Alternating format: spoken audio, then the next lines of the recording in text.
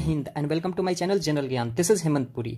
सो ये महेश कुमार बर्नवाल का general study के लिए वन लाइनर का बुक है द जिस्ट ऑफ एनसीईआरटी, जो पर्टिकुलरली बेस्ड है 6 to 12 क्लास के बुक पे, एनसीईआरटी के बुक पे। अब चूंकि ये एनसीईआरटी बेस्ड है तो मुझे आपको इसका इंपॉर्टेंस एंड ऑथेंटिसिटी बताने की कोई ज़रूरत नहीं है, आप ऑलरेडी समझते होंगे। तो देखो, पिछले वीडियोज में हम लोग Indian polity, geography, world geography and environment history सबके क्वेश्चंस ऑलरेडी किए हुए हैं। ठीक है, इस वीडियो में इन्वायरमेंट से हम लोग करेंगे biome and biosphere and biodiversity. तो ये है बायोम एंड बायोस्फीयर। देखो, आपके इन्फॉर्मेशन के लिए मैं बता दूं, अगर आपको मेरे पिछले वीडियोज के लिंक चाहिए तो इसी वीडियो के डिस्क्रिप्शन में आपको लिंक मिल जाएगा, उस पर क्लिक करके पिछले वीडियोज को देख सकते हो। और मैं सजेस्ट करूंगा, इवन रिकमेंड करूंगा कि आप देखो, क्योंकि वो सब इसके प्रीवियस हैं और वो सब कहीं ना कहीं लिंक्ड है, तो आपको बहुत ज़्यादा हेल्प करेगा। तो देखो, इसमें हम लोग इंपॉर्टेंट कॉन्सेप्ट्स को समझेंगे जो भी दिया हुआ है। ठीक है, और मैं आपसे फिर क्वेश्चंस करूंगा, आपको देना है आंसर। और आप अगर नहीं दे पाए या दे पाए तो आप खुद को देना, फिर मैं दूंगा आपको आंसर और फिर नेक्स्ट क्वेश्चन करूंगा। ठीक है, तो चलो शुरू करते हैं। देखो, बायोम्स क्या है, तो बुक के अकॉर्डिंग अगर देखें तो देखो, biomes are the groups of ecosystems that share similar climatic conditions and same kind of biotic and abiotic factors spread over a large area. ठीक है, तो देखो, ये इससे आपको अगर समझ में नहीं आया तो आप अगर जानते होंगे हैबिटेट क्या होता है। ठीक है, हैबिटेट भी कुछ ऐसा ही होता है। ठीक है, तो आप समझ सकते हो कि बायोम्स क्या होते हैं, एक ग्रुप ऑफ इकोसिस्टम होता है। ठीक है, जो कि सिमिलर क्लाइमेटिक कंडीशन शेयर करता है and same kind of biotic and abiotic factors को भी शेयर करता है। ठीक है, और ये बहुत ही लार्ज एरिया पे स्प्रेड होता है, इसे ही क्या कहते हैं, बायोम्स कहते हैं। और इसे आप समझने के लिए हैबिटेट्स भी कह सकते हो। ठीक है, हैबिटेट्स थोड़ा सा अलग हो जाएगा लेकिन आप समझ सकते हो। ठीक है, देखो, all biomes together make a biosphere. ठीक है, अगर आपसे पूछे बायोस्फीयर, आप जानते होगे बायोस्फीयर क्या होता है। देखो, आप जानते हो एटमॉस्फेयर होता है क्या, ठीक है, हाइड्रोस्फीयर होता है क्या, ठीक है, लिथोस्फीयर होता है क्या, ठीक है, ये तीनों होते हैं और तीनों जहां मिलते हैं वहीं बनता है बायोस्फीयर। ठीक है, मतलब एटमॉस्फेयर भी यहाँ होता है, हाइड्रोस्फीयर भी होता है और लिथोस्फीयर भी होता है, और ये जहां मिलते हैं इसी को कहते हैं बायोस्फीयर। और यहीं होती है लाइफ। क्या होती है, लाइफ। लाइफ किसकी होती है, अरे सारे ऑर्गेनिजम्स की, और किसकी होगी।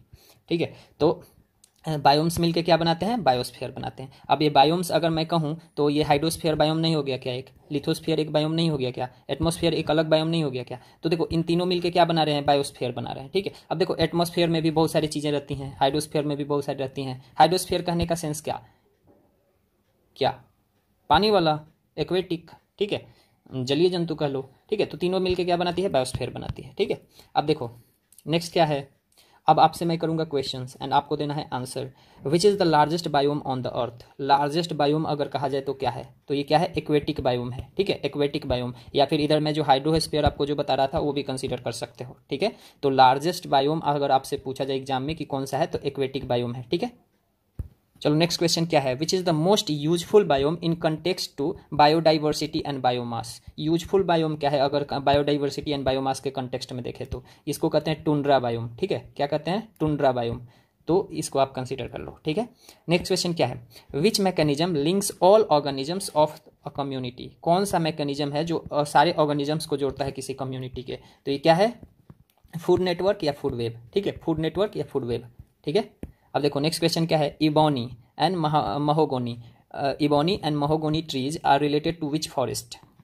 इबोनी और महोगोनी ट्रीज किस फॉरेस्ट से रिलेटेड हैं, तो ये ट्रॉपिकल एवरग्रीन फॉरेस्ट से रिलेटेड हैं। किससे हैं, ट्रॉपिकल एवरग्रीन फॉरेस्ट से। ठीक है, नेक्स्ट क्वेश्चन क्या है, sal, teak and rosewood trees. Sal, teak and rosewood trees belongs to which biome. ठीक है, ये तीनों किस बायोम से बिलोंग करता है, तो किससे करता है, तो मानसून फॉरेस्ट बायोम से। किससे करता है, मानसून फॉरेस्ट बायोम से। ठीक है, देखो आप इसे मेमोराइज करते जाना। ठीक है, अगर आपको मेमोराइज करने में दिक्कत हो रही है तो आप कमेंट में टाइप करो। ठीक है, इस पे जब उंगली आपकी चलेगी तो ये दिमाग में आपके जाएगा, अदरवाइज इसका आप नोट्स भी बना सकते हो। ठीक है, नेक्स्ट क्वेश्चन क्या है, which biome has highest primary productivity. कौन से बायोम के पास हाईएस्ट प्राइमरी प्रोडक्टिविटी है, तो ये कौन सा है, तो ये है इक्वेटोरियल फॉरेस्ट बायोम। क्या है, इक्वेटोरियल फॉरेस्ट बायोम। ठीक है, यहाँ सब पेड़ पौधे भी बहुत बड़े बड़े होते हैं, फिर क्या बारिश अक्सर होते रहती है, अक्सर क्या रोज होते रहती है। ठीक है, नेक्स्ट क्वेश्चन क्या है, which biome is considered to be the world's most disturbed ecosystem. कौन सा बायोम है जो दुनिया का सबसे डिस्टर्ब्ड इकोसिस्टम बनाता है, तो कौन सा है, तो ये है मानसून बायोम। ठीक है, मानसून बायोम। तो यहाँ आप देख सकते हो यूकलिप्टस ट्री होता है, यूकलिप्टस ट्री, हम लोग इधर इसको भिक्स का पेड़ कहते हैं बिहार में, ठीक है। भिक्स का पेड़ आप देखते होगे, उसका पत्ता जो रहेगा वो थोड़ा सा तिरछा तिरछा ऐसे ऐसे रहेगा, ठीक है। और इसमें गिलास टाइप का, गिलास का पेड़ भी कहा जाता है इसको कहीं कहीं, ठीक है। तो इसी को कहते हैं यूकलिप्टस ट्री, ठीक है। तो ये इसको इकोलॉजिकल एनिमी कहा जाता है, क्यों? क्योंकि ये बहुत ही ज़्यादा मात्रा में पाया जाता है ऑस्ट्रेलियन कंटिनेंट में, ठीक है। और इसका एक खराबी क्या है कि जहाँ भी एक पेड़ लगा दीजिएगा ना, वहाँ जैसे जैसे इसके बीज गिरेंगे तो बहुत, मतलब इसका जो सीड होता है वो वेस्ट बहुत कम होता है, ठीक है। इसका सीड का वेस्ट एवरेज बहुत कम है, ठीक है। तो एक पेड़ लगा दिए बस वहाँ 500 पेड़ उग जाएगा, ठीक है। तो इसलिए इसको क्या कहा जाता है? इकोलॉजिकल एनिमी कहा जाता है, ठीक है।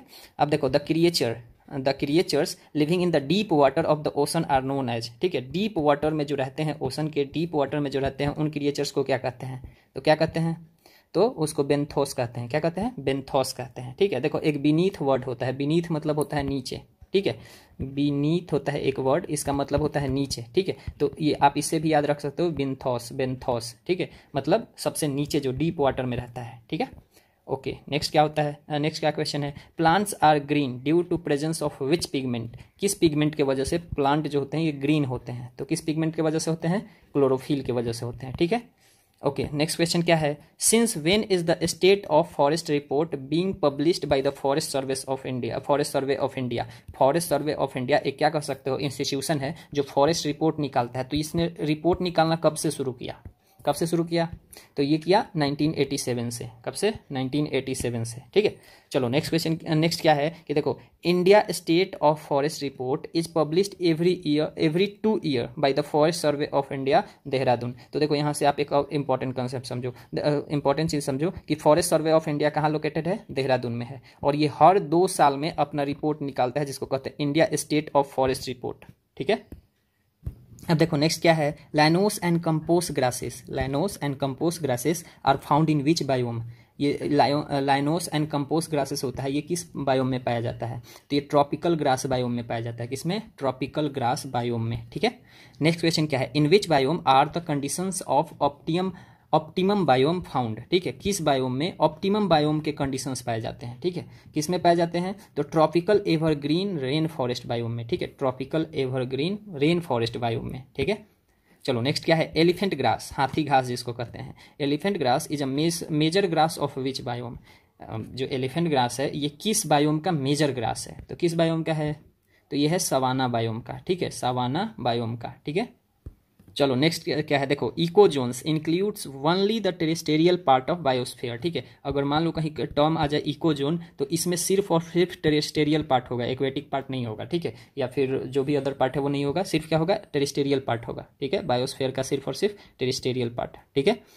नेक्स्ट क्वेश्चन क्या है? Which species lives in a large habitat and usually migratory होता है, ठीक है। कौन सा स्पेसीज है जो बहुत लार्ज हैबिटेट में रहता है और जनरली क्या होता है? माइग्रेट करते रहता है, ठीक है। तो ये कौन सा है? Umbrella species.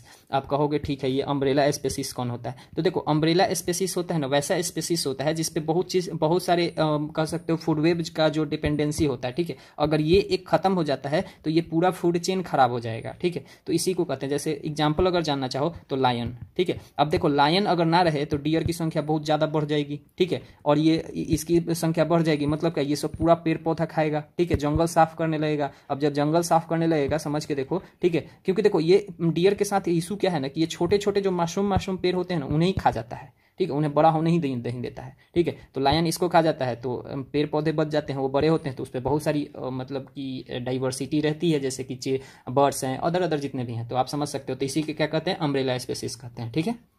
देखो आ ही गया, ठीक है। यहाँ देखो टाइप्स ऑफ स्पेसीज। अब स्पेसीज देखो, इससे इंपॉर्टेंट है ये बहुत टॉपिक, ध्यान से समझना, ठीक है, क्योंकि एग्जाम में पूछता है, आपसे पूछ देगा ना कि डोमिनेंट, जैसे कंगारू पूछ देगा, कंगारू किस स्पेसीज में आता है? ऑप्शन में रहेगा dominant species, keystone species, foundation species और अम्ब्रेला स्पेसीज, ठीक है। तो आप क्या बताओगे? तो इसलिए आपको पता होना चाहिए कि ये कंगारू जैसा, अब देखो इससे आप रिलेट कर सकते हो कि कंगारू, अभी कंगारू जैसा और कौन सा एनिमल है, ठीक है, तो वो डोमिनेंट में आएगा कि नहीं। तो देखो डोमिनेंट स्पेसीज क्या होगा? वैसे स्पेसीज मतलब पर्टिकुलरली क्या है? Species having higher biomass than others, ठीक है। हायर बायोमास मतलब बायोमास इनका दूसरे अदर स्पेसीज से ज़्यादा है, ठीक है। इसको क्या कहते हैं? सॉरी क्या डोमिनेंट स्पेसीज कहते हैं, जैसे कंगारू। अब जैसे देखो कंगारू इंडिया के लिए डोमिनेंट स्पेसीज है क्या? नहीं है। कि कहाँ के लिए है? ऑस्ट्रेलिया के लिए हो जाएगा, ठीक है, क्योंकि वहाँ बहुत ज़्यादा पाया जाता है, ठीक है। तो वहाँ के लिए क्या है? डोमिनेंट स्पेसीज है, ठीक है, जहाँ डोमिनेट कर रहा है। समझ में आ रहा है ना? तो जैसे कंगारू हो गया, ठीक है, बहुत ज़्यादा में पाया जाता है।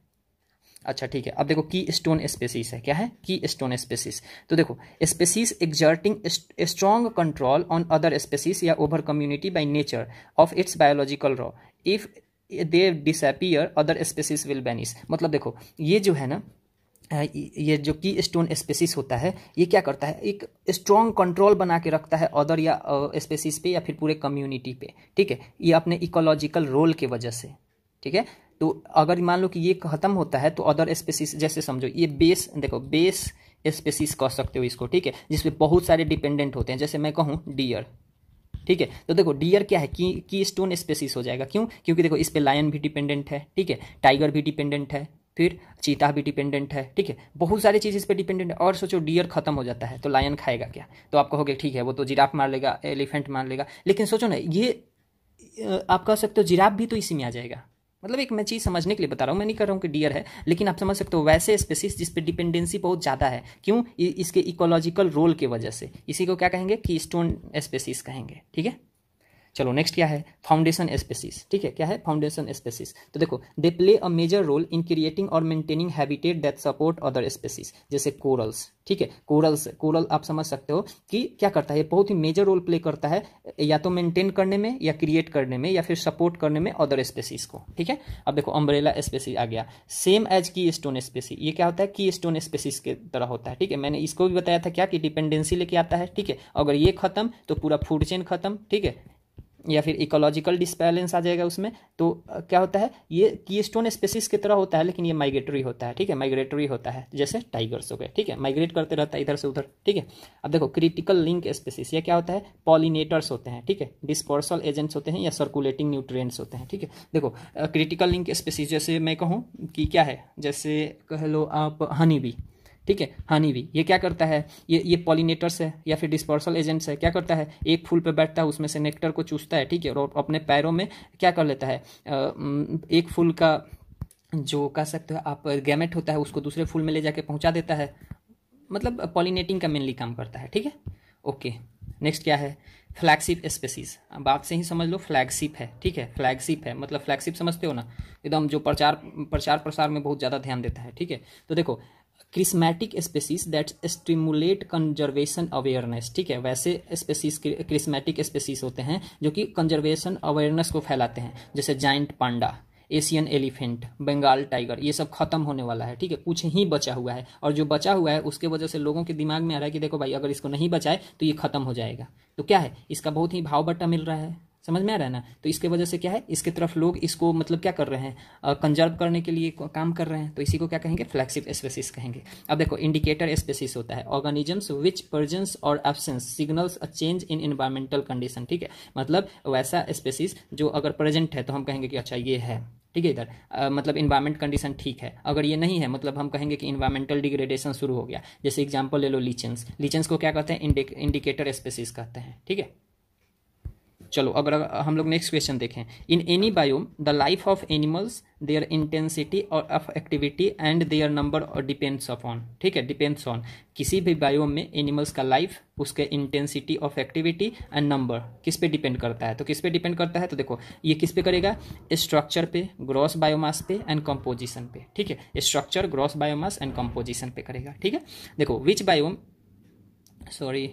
which biome in the world is called the main food repository and center of milk business, ठीक है, कौन सा बायोम वर्ल्ड का मेन फूड रिपोजिटरी कहा जाता है, ठीक है, and centre of milk business कहा जाता है। तो कौन सा है ये? तो टेम्परेट ग्रासलैंड बायोम, ठीक है, टेम्परेट ग्रासलैंड बायोम, जैसे इसमें बकरी गाय जो भी आ गया, ठीक है, तो ये सब कहाँ रहता है? ग्रासलैंड में रहता है, ठीक है, टेम्परेट जोन में, ठीक है। चलो नेक्स्ट क्या है? Which factor does not what factors does the species of plants their structure and growth depends upon, ठीक है, कौन से फैक्टर पे प्लांट्स का जो स्पेसीज है और उनका स्ट्रक्चर एंड ग्रोथ है डिपेंड करता है? तो कौन सा फैक्टर है? तो देखो the inter relation of physical and biological factor of the environment, ठीक है, क्या है कि the inter relation of physical and biological factor of the environment. ठीक है, अब देखो biomass include both aquatic and terrestrial parts. ठीक है, बायोमास में दोनों आते हैं, एक्वेटिक भी आते हैं, टेरिस्टेरियल पार्ट भी आते हैं। ठीक है, चलो नेक्स्ट क्या है, in which type of biome the deciduous forest found. ठीक है, कौन से टाइप के बायोम में डेसिडुअस फॉरेस्ट पाए जाते हैं, तो कौन से बायोम में पाए जाते हैं, तो मानसून फॉरेस्ट बायोम में पाया जाता है। किस में पाया जाता है, मानसून फॉरेस्ट बायोम में। ठीक है, नेक्स्ट क्वेश्चन क्या है, देखो what is the transition zone between the two different ecosystems called. ठीक है, दो डिफरेंट इकोसिस्टम के बीच के ट्रांजिशन जोन को क्या कहते हैं, क्या कहते हैं, तो इकोटोन कहते हैं। क्या कहते हैं, इकोटोन कहते हैं। ठीक है, नेक्स्ट क्या है, who first presented the concept of ecological stupa. ठीक है, सबसे पहली बार इकोलॉजिकल स्तूपा के कंसेप्ट को किसने प्रेजेंट किया था, तो चार्ल्स एल्टन ने किया था। किसने किया था, चार्ल्स एल्टन ने। ठीक है, नेक्स्ट क्वेश्चन क्या है, क्वेश्चन नहीं समझो, देखो community refers to all the populations in a specific area at a specific time, इसी को ही कम्युनिटी कहते हैं। ठीक है, अब जैसे कहते होगे कि ये मेरा कम्युनिटी है, तो उसमें बहुत सारे लोगों का मतलब क्या कर सकते हो, कलेक्शन है। ठीक है, तो उसको पॉपुलेशन हम कह देंगे, और किसी स्पेसिफिक टाइम में है। ठीक है, तो इसी को क्या कहते हैं, कम्युनिटी कहते हैं। ठीक है, देखो species found in ecotone boundary are known as is species. ठीक है, अब क्वेश्चन में आ जाए इज स्पेसीज किसको कहते हैं, तो वैसे स्पेसीज जो इकोटोन बाउंड्री के अंदर पाए जाते हैं। ठीक है, अब देखो ये बायोम एंड बायोस्फीयर यहाँ तक खत्म होता है। अब हम लोग देख लेते हैं क्या, बायोडाइवर्सिटी। ठीक है, तो I think you have patience and you are learning. तो चलो क्वेश्चन क्या है, what is the meaning of biodiversity, biodiversity का मीनिंग क्या है। ठीक है, तो देखो presence of different types of plants and animals in a given area. ठीक है, किसी भी गिवन एरिया में प्लांट्स एंड एनिमल्स के जो टाइप्स होते हैं, different plant and different animals जो होते हैं, उन्हीं को क्या कहते हैं, बायोडाइवर्सिटी। देखो यहाँ समझो, यहाँ लगा हुआ है एक बायो मतलब ही होता है लाइफ। ठीक है, क्या लाइफ, किसके, ऑर्गेनिजम्स के। डाइवर्सिटी मतलब विभिन्नता। ठीक है, जो डिफरेंट जो उसमें कह सकते हो कि क्या कर सकते हो, डाइवर्सिटी पाया जाता है, तो आप डाइवर्सिटी मतलब जानते हो, तो बायो का डाइवर्सिटी। ठीक है, तो different types of plants and animals in a given area, इसी को क्या कहेंगे, बायोडाइवर्सिटी कहेंगे। ठीक है, चलो नेक्स्ट क्वेश्चन क्या है, देखो who first use the term biodiversity. Biodiversity term को पहली बार किसने यूज करा था, तो वाल्टर जी रोजेन ने करा था। वाल्टर जी रोजेन ने 1985 में करा था। ठीक है, चलो ये सब कंसेप्ट को आप याद करते चलो। ठीक है, आप कॉपी में लिखते चलो, ज़्यादा बेहतर होगा, आपको ज़्यादा समझ में आएगा। अदरवाइज ऐसे आपको अगर याद हो रहा है तो ठीक है। देखो माइंड में ना ये सब डेटा जाना चाहिए। ठीक है, एग्जामिनेशन में हिट करता है। ठीक है, तो उससे ऑप्शन से क्लियर हो जाता है फिर कि चलो यही है।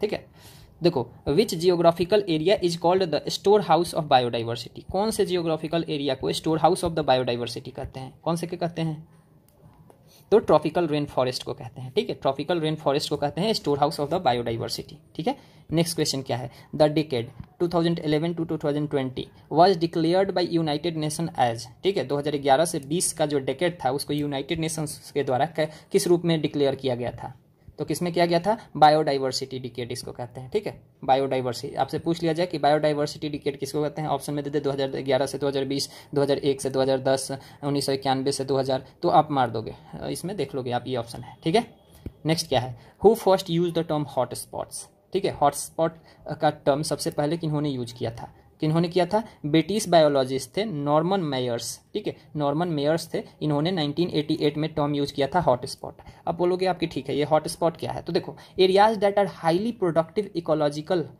इकोलॉजिकली। ठीक है, देखो एरियाज वैसे एरिया जो बहुत हाईली प्रोडक्टिव होते हैं अगर इकोलॉजिकली देखा जाए तो। ठीक है, and where there is availability and biodiversity of endemic species. ठीक है, जहाँ पे अवेलेबिलिटी भी होता है एंड बायोडाइवर्सिटी भी होता है एंडेमिक स्पेसीज के, उन्हें ही क्या कहते हैं, हॉट स्पॉट्स कहते हैं। ठीक है, देखो हॉट स्पॉट्स मतलब कहने का सेंस क्या, कि बहुत ही ज़्यादा प्रोडक्टिव होता है। जैसे किसी जंगल को ले लो। ठीक है, जैसे मान लो मैं आपको एग्जांपल के लिए बता दूं, अमेजन फॉरेस्ट को ले लो। ठीक है, वहाँ आप नोटिस किए होंगे कि वहाँ बहुत सारी स्पेसीज पाई जाती है, दुनिया की बहुत, आई थिंक 20 to 50% वहाँ दुनिया की अकेले स्पेसीज पाई जाती है। ठीक है, तो एक बहुत बड़ा हॉट स्पॉट है, समझ में आ रहा है ना। तो इसी तरह हाईली प्रोडक्टिव होता है, मतलब जहाँ ये पेड़ पौधों का, फिर जानवर का, इन सबों का प्रोडक्शन बहुत फास्ट ग्रो हो सकता है। क्यों, क्योंकि वहाँ सारी चीज अवेलेबल है। ठीक है, तो इसे ही क्या कहते हैं, हॉट स्पॉट कहते हैं। ठीक है, चलो नेक्स्ट क्वेश्चन क्या है, where is national biological diversity authority of India established. Sorry समझ में आया आपको, where is national biological diversity authority of India established, कहाँ पे एस्टेब्लिश्ड है, तो आपको बताना है आंसर, बताओ। कहाँ है? तो चेन्नई में है। चेन्नई कहाँ है? तमिलनाडु, और 2003 में हुआ था ये, ठीक है। चलो नेक्स्ट क्वेश्चन क्या है? Which deciduous shrub is popular in India as Leh berry, ठीक है। कौन सा डेसिडुअस श्रब है, प्लांट है, ठीक है, जो इंडिया में किस नाम से पॉपुलर है? लेहबेरी से। कौन सा है? तो सी बैकथॉर्न है, ठीक है, सी बकथॉर्न, ठीक है। इसे ही क्या कहते हैं? डेसिडुअस श्रब है, जो कि इंडिया में बहुत पॉपुलर है लेहबेरी के नाम से, ठीक है। चलो नेक्स्ट क्वेश्चन क्या है? What is the term M stripes related to? M stripes किससे रिलेटेड है? किससे रिलेटेड है? तो ये है मेंटेनेंस ऑफ टाइगर रिजर्व्स, ठीक है। टाइगर रिजर्व्स का जो मेंटेनेंस होता है उसे ही कहते हैं एम स्ट्राइप्स, ठीक है। नेक्स्ट क्वेश्चन क्या है? Where are the natural habitats of lion tailed apes, जिसको मकाक्यू कहते हैं, आर फाउंड इन इंडिया, ठीक है। तो आपको बताना है इसका आंसर कहाँ पाया जाता है। तो देखो ये तमिलनाडु, केरला एंड कर्नाटका में पाया जाता है, ठीक है। मकाक्यू देखो, एक मकाक्यू बंदर ही होता है जिसका जो गर्दन होता है ना, उस पर बहुत सारा शेर की तरह बाल होता है, ठीक है। तो उसे ही कहते हैं मकाक्यू, ठीक है। चलो नेक्स्ट क्वेश्चन क्या है? In which year was the biodiversity act passed by the government of India? Biodiversity act पहली बार कब पास किया गया था इंडिया में? तो 2002 में किया गया था। कब किया गया था? 2002 में, ठीक है। तो आपको अब बताना है कुछ पार्क्स के नाम, ठीक है, जो मेरीन नेशनल पार्क्स है। मेराइन नेशनल पार्क्स है, मतलब कह सकते हो समुद्री रिलेटेड है, ठीक है। अब देखो gulf of Kutch marine national park कहाँ लोकेटेड है? तो देखो यहाँ कच्छ लिखा हुआ है। रन ऑफ कच्छ आप जानते हो बेटे, ये कहाँ है? गुजरात में है, ठीक है, गुजरात में है। Mahatma Gandhi marine national park कहाँ लोकेटेड है? तो ये अंडमान आइलैंड में लोकेटेड है, ठीक है। नेक्स्ट क्या है? गहिरमत्था मैरीन वाइल्ड लाइफ सेंचुरी कहाँ लोकेटेड है? तो ये ओडिशा में लोकेटेड है, ठीक है। Gulf of Mannar marine national park कहाँ लोकेटेड है? तो तमिलनाडु में है, ठीक है। Malvan marine wild life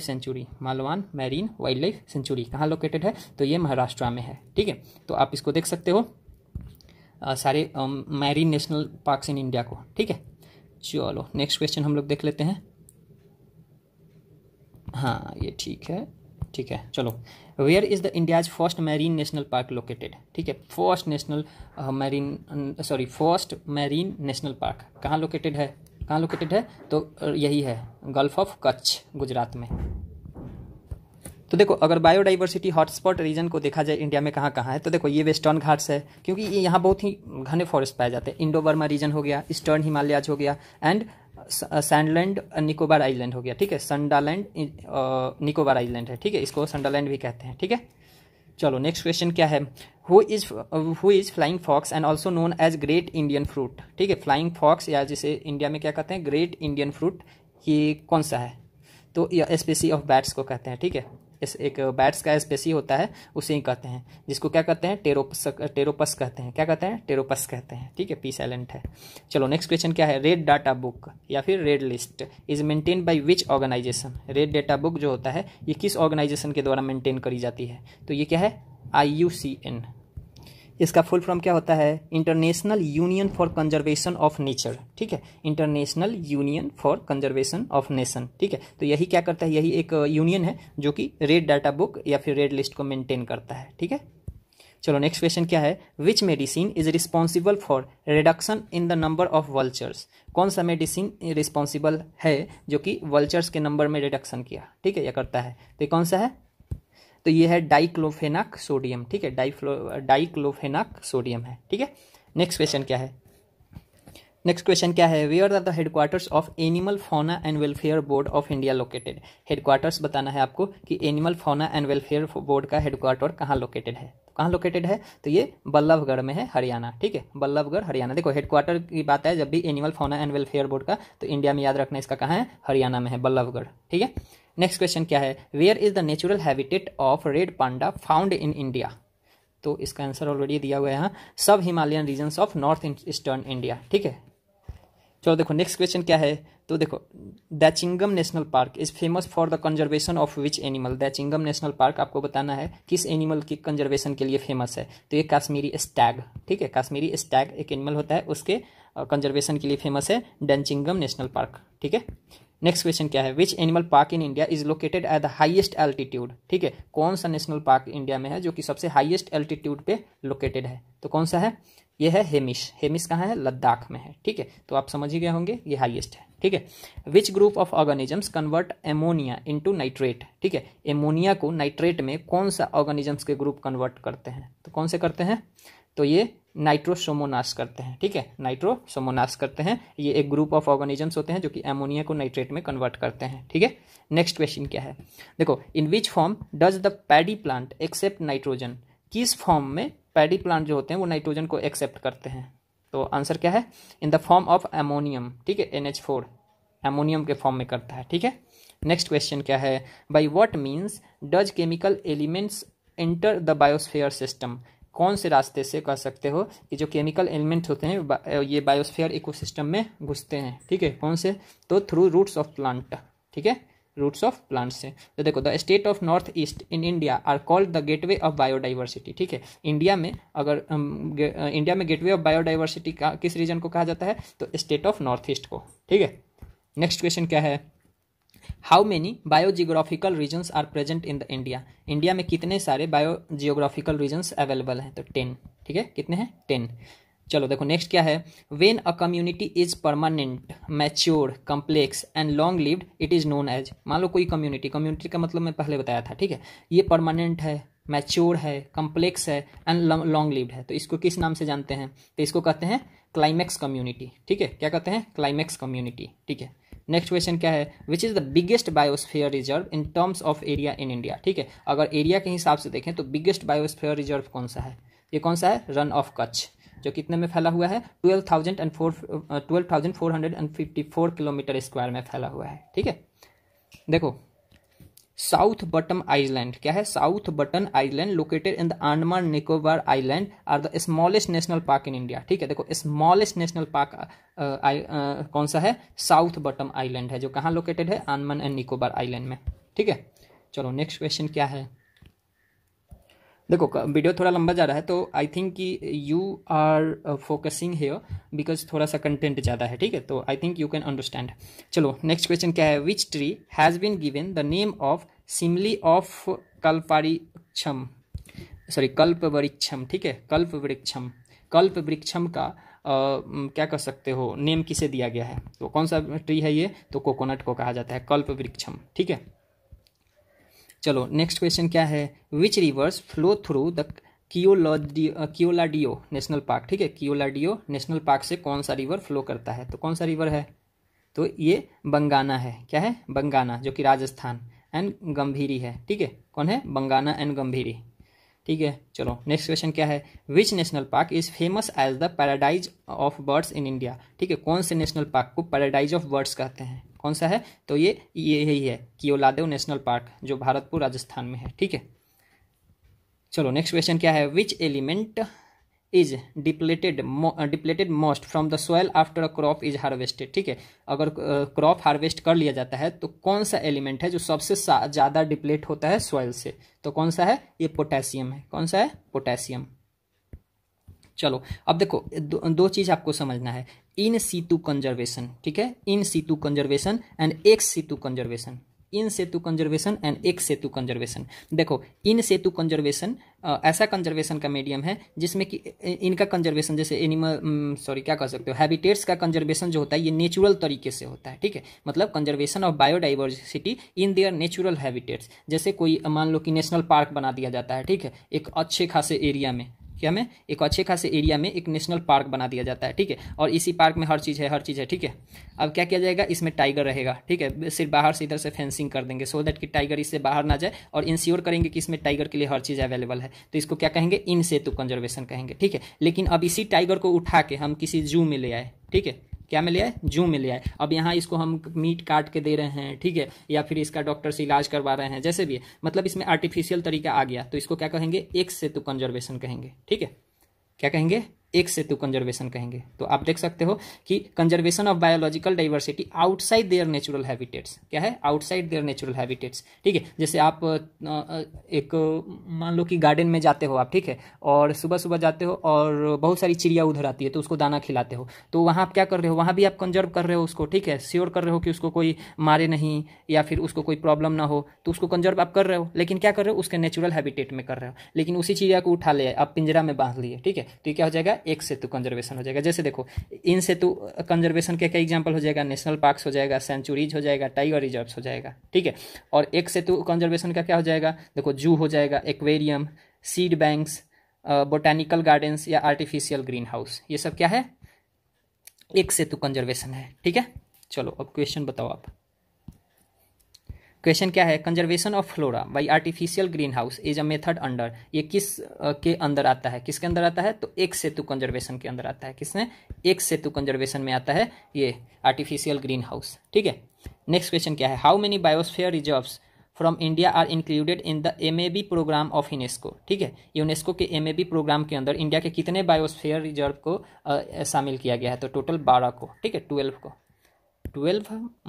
biosphere reserves को शामिल किया गया है। ठीक है, देखो नेक्स्ट क्वेश्चन क्या है, where was the first biosphere reserve establish in India, पहला बायोस्फीयर रिजर्व इंडिया में कहाँ एस्टेब्लिश किया गया था, तो कहाँ किया गया था, नीलगिरी में। ठीक है, यही नीलगिरी में western Ghats and eastern Ghats मिलते हैं। ठीक है, चलो बताओ, कार्ताजेना प्रोटोकॉल क्या है, Cartagena protocol is related to, Cartagena protocol किससे रिलेटेड है, तो बायोसेफ्टी एग्रीमेंट से रिलेटेड है। ठीक है, बायोसेफ्टी एग्रीमेंट से रिलेटेड है कार्ताजेना प्रोटोकॉल। ठीक है, देखो the Cartagena protocol of biodiversity is implemented by which central ministry, कौन सा सेंट्रल मिनिस्ट्री कार्ताजेना प्रोटोकॉल को इम्प्लीमेंट करती है। ठीक है, तो देखो क्या है, ministry of environment forest and climate change. ठीक है, इंडिया में जो ministry of environment forest and climate change है, यही क्या करती है, Cartagena protocol of biodiversity biosafety को इम्प्लीमेंट करती है। ठीक है, चलो नेक्स्ट क्वेश्चन क्या है, विच type of biodiversity is used in reproductive function, reproductive functions में कौन से बायोडाइवर्सिटी यूज हुए होते हैं, तो कौन से होते हैं,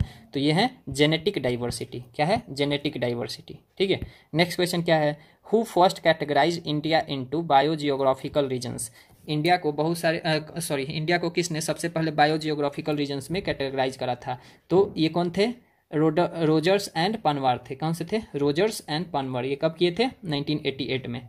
चलो आपको बताना है नेक्स्ट क्वेश्चन कि व्हाट इज अरीबादा। ठीक है, अरीबादा क्या है, तो ये क्या है, comprehensive nesting process of some species of sea turtle. ठीक है, देखो सी टर्टल क्या है ना कि ये लोग अपना अंडे नहीं दे सकते पानी में। ठीक है, तो ये आते हैं सैंड पे अपना अंडे देते हैं और अंडे देने के बाद उसको ढक के चले जाते हैं सैंड से ही। ठीक है, अब उस अंडे को प्रॉपर टेम्परेचर मिलता है तो ये अपने से अंडा अपना फोड़ के और पानी में फिर से वापस चला जाता है, तो इसीलिए सैंड को कहते हैं नेस्टिंग ग्राउंड। इंडिया में अगर देखोगे तो सबसे ज़्यादा ये कहीं होता है तो गहिरमत्था बीच पे होता है। ठीक है, गहिरमत्था बीच पे, ये गहिरमत्था बीच कहाँ पड़ता है, तो उड़ीसा में पड़ता है। ठीक है, तो इसी से इसको वर्ल्ड्स लार्जेस्ट नेस्टिंग ग्राउंड भी कहते हैं। ठीक है, तो अरीबादा आप समझ गए होंगे कि ये नेस्टिंग प्रोसेस है किसी किसी स्पेसीज का, पर्टिकुलरली सी टर्टल के स्पेसीज का। ठीक है, चलो नेक्स्ट क्वेश्चन आपको बताना है कि who has been given the title of Ganga tiger, Ganga tiger किसे कहा जाता है, तो डॉल्फिन को कहा जाता है। ठीक है, किसको कहा जाता है, डॉल्फिन को। Where are the headquarters of world wide fund located. ठीक है,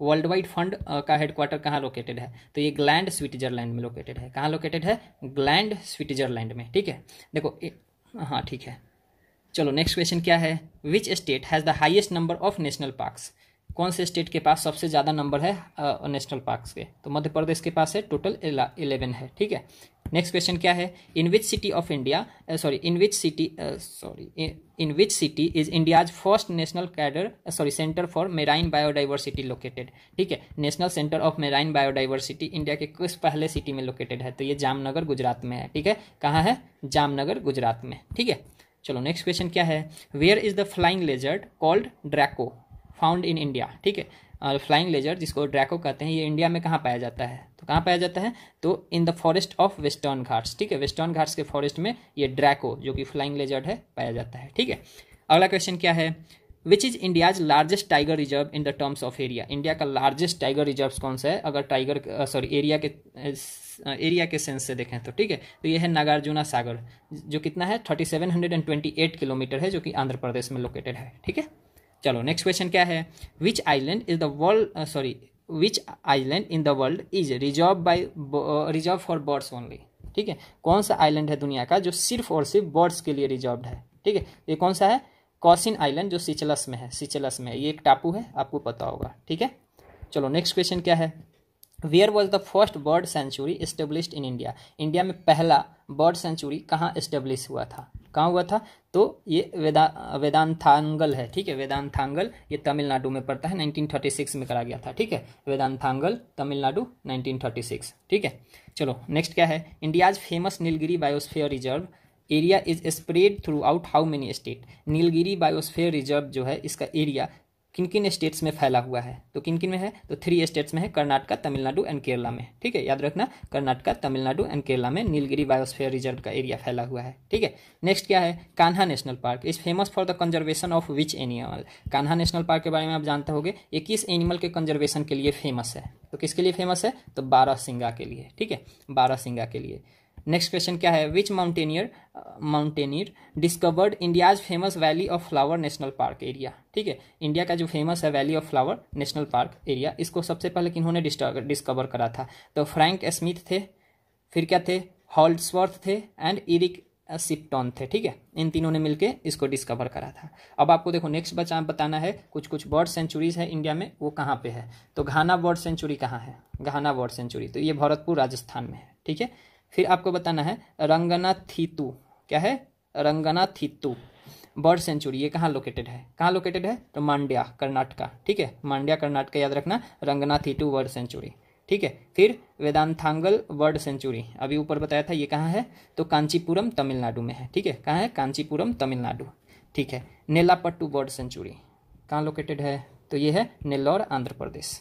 ठीक है, सुल्तानपुर बर्ड सेंचुरी गुरुग्राम हरियाणा। ठीक है, सलीम अली बर्ड सेंचुरी यह कहाँ है, तो गोवा में है, गोवा के चराव में। ठीक है, कौंडिन्या बर्ड सेंचुरी कहाँ लोकेटेड है, तो ये चित्तौड़ आंध्र प्रदेश में। ठीक है, चिल्का लेक बर्ड सेंचुरी कहाँ लोकेटेड है, तो ये पुरी, देखो पुरी उड़ीसा के पास पड़ता है, जगन्नाथपुरी का नाम सुने होंगे, वहीं पे ये लोकेटेड है चिल्का लेक बर्ड सेंचुरी। ठीक है, फिर कुमारकांव बर्ड सेंचुरी कहाँ लोकेटेड है, तो ये कोत्तयम कहाँ पड़ता है, केरला में पड़ता है, यहीं लोकेटेड है। ठीक है, अब देखो जिम कॉर्बेट नेशनल पार्क, ये उत्तराखंड में पड़ता है, जिम कॉर्बेट नेशनल पार्क, ये previously known as Hailey national park, क्या कहते थे इसको, Hailey national park, was the first national park of India and the first tiger reserve to be notified under project tiger. ठीक है, tiger project के अंदर पहला कोई टाइगर रिजर्व नोटिफाई करा गया था, तो इसको ये कौन था, जिम कॉर्बेट नेशनल पार्क था, जो ये कौन से कहाँ है, उत्तराखंड के अंदर है, इसको पहले हेली नेशनल पार्क के नाम से जानते थे। ठीक है, तो देखो इस चैप्टर में फिलहाल इतना ही था।